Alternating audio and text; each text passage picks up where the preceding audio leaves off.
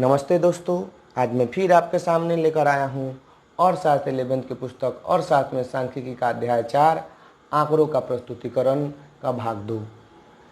पिछले भाग में हमने आंकड़ों के प्रस्तुतिकरण के अलग अलग तरीकों के बारे में पढ़ा था, जिसमें एक तरीका था सारणीकरण। तो आज हम जानेंगे सारणीकरण, आंकड़ों के सारणीकरण तथा सारणी के अंग। आंकड़ों के सारणीकरण क्यों करते हैं? हम उसे सुगम और बोधगम्य बनाने के लिए उसे सारणी में पंक्तिबद्ध और स्तंभ के रूप में बांट देते हैं। जब हम उसे पंक्तिबद्ध और स्तंभ के रूप में बांट देते हैं तब हम किसी भी जानकारी को बहुत आसानी से किसी के सामने प्रकट कर सकते हैं और कोई भी आदमी उसे देख के आसानी से समझ सकता है कि हम उनसे क्या बताना चाहते हैं।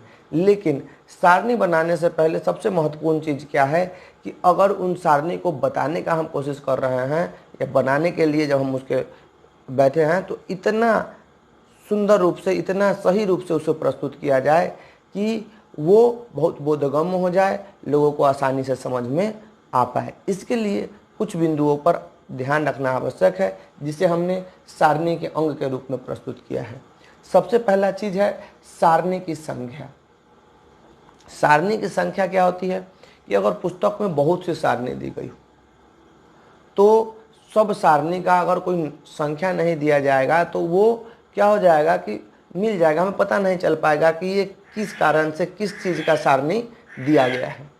तो इसीलिए हम सारणी की संख्या देते हैं। जैसे ये अध्याय 4 का 5वां सारणी है तो हमने लिखा है 4.5।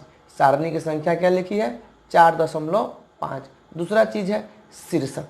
ये बहुत महत्वपूर्ण चीज़ है कि हम क्या चीज़ बताना चाहते हैं उसको मुख्य रूप से कम शब्दों में प्रकट करना, जिससे कि उसकी सारी बातें जो हम बताना चाहते हैं वो प्रकट हो जाए उस शीर्षक में।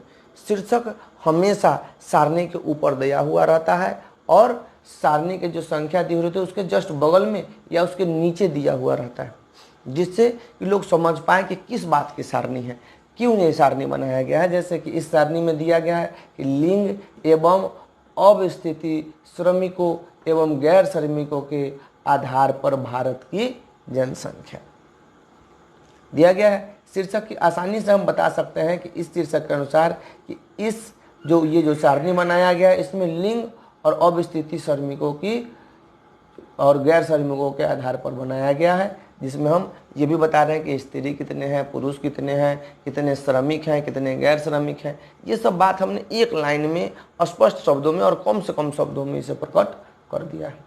तीसरा चीज़ है उपशीर्षक या स्तंभ शीर्षक। तो उपशीर्षक क्या होता है कि उपशीर्षक होता है जब हम ऊपर जिसे स्तंभ में ऊपर जो दिया हो रहता है उसमें जब हम शीर्षक बताते हैं किस बात को हम प्रकट कर रहे हैं इस स्तंभ में, किस बात को प्रकट कर रहे हैं इस स्तंभ में, इसको जब हम बताते हैं तो उसे बोलते हैं स्तंभ शीर्षक। ये भी बहुत महत्वपूर्ण चीज़ होता है कि जब तक हम स्तंभ शीर्षक नहीं बताएंगे तब तक लोगों को पता ही नहीं चल पाएगा कि हम किस बात को प्रकट करना चाह रहे हैं। उसके आगे है अवशीर्षक या पंक्ति शीर्षक। मतलब कि जब स्तंभ शीर्षक दे देते हैं तो पंक्तिबद्ध शीर्षक भी देना आवश्यक होता है। जैसे इसमें ग्रामीण और शहरी और कुल दिया गया है, ये पंक्तिबद्ध शीर्षक है कि इस पंक्ति का क्या शीर्षक है? ग्रामीण। और स्तंभ शीर्षक और पंक्ति शीर्षक ही क्लियर कर पाता है कि हम किस बात को किस रूप में प्रकट कर रहे हैं। जैसे कि ये पहले लाइन में दिया गया है कि लिंग पुरुष स्त्री, और कहाँ के? तो ग्रामीण पुरुषों की श्रमिकों में मुख्य श्रमिक कितने पुरुष हैं? तो 17, और स्त्री कितने हैं? तो 6। ये बताया गया। उसके आगे होता है सारणी का मुख्य भाग। सारणी का मुख्य भाग क्या होता है कि जो संख्या के रूप में लिखा हुआ रहता है, जिसे हम प्रकट करना चाहते हैं, जो हम जमा करते हैं, जो आंकड़े हम जमा करते हैं उसे जब हम संख्या के रूप में प्रकट करते हैं अलग अलग कॉलम में, तो उसे बोलते हैं सांख्यिकी का मुख्य भाग। जो ये दिया गया है संख्या के रूप में, यही इसका मुख्य भाग है। ये सब क्या है? इसके बारे में शीर्षक दिया गया, बात बताया गया। उसके बाद होता है माप की इकाई। माप की इकाई क्या है कि जब सारा संख्या, सारे स्तंभों का, सारे शीर्षकों का अगर इकाई एक ही हो तो उसे एक माप के रूप में हम उसे लिख देते हैं। जैसे यहाँ पे लिखा गया है कि इकाई क्या है? करोड़ में दिया गया है। 17 लिखा हुआ मतलब 17 नहीं है, कितना है? 17 करोड़ है, अर्थात क्या कि एक ही इकाई दिया, तो अगर हम सब में 17 करोड़ देते तो उतना बड़ा हो जाता आंकड़ा, फिर उसे पढ़ने में भी दिक्कत होता। एक बार में हमने बता दिया कि ये इकाई किस में दिया गया है, करोड़ में दिया गया, तो 17 लिखा है मतलब 17 करोड़, 6 लिखा है तो 6 करोड़, 30 लिखा है तो 23 करोड़। आसानी से हम इसे समझ सकते हैं। इकाई अगर सबका मात्रा एक समान था इसलिए हमने एक इकाई ले लिया, और अलग अलग होता तो उसे अलग अलग रूप से अलग अलग लिखना पड़ता कि हाँ यहाँ पे इसके ये स्तंभ में ही हम लिख देते कि यहाँ पे ये करोड़ में ले रहे हैं, ये लाख में ले रहे हैं, ये हज़ार में ले रहे हैं, तो उसे उसी जगह पर लिख देते हैं। यहाँ सबका एक समान था इसलिए अलग से हमने लिख दिया। अगला है स्रोत। स्रोत क्या है कि आपने आंकड़ा खुद जमा किया है या कहीं दूसरे जगह से आंकड़े को आपने संग्रहित किया हुआ है, उससे आपने सहारा लेके इसे द्वितीयक आंकड़े के रूप में छापा है। तो वो स्रोत लिखना जरूरी है, जिससे लोगों को विश्वास होता है कि हाँ ये आंकड़ा विश्वसनीय है, ये यहाँ से लिया गया है। तो स्रोत के रूप में हमने क्या लिखा कि ये स्रोत क्या है, भारत की जनगणना 2001 से ली गई है ये स्रोत।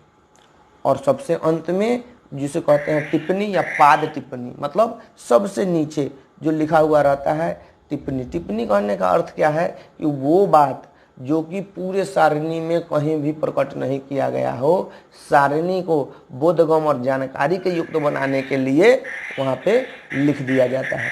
जैसे यहाँ टिप्पणी में लिखा गया है कि संख्याओं को निकटतम करोड़ में पूर्णांकित किया गया है, कि अगर कोई दशमलव में भी आया था तो उसे निकटतम करोड़ में लिख दिया गया है। ये बात हम टिप्पणी में लिखते हैं। तो आज के वीडियो में इतना ही। अगले वीडियो में हम जानेंगे आरेखीय जो वर्गीकरण करते हैं उसके बारे में, और उसके जो विस्तार से कैसे ज्यामितीय करते हैं, कैसे उसे मापदंड में वृत्तीय कैसे लिखते हैं, वित्तीय आरेख कैसे बनाते हैं, ये सब के बारे में हम अगले वीडियो में जानेंगे।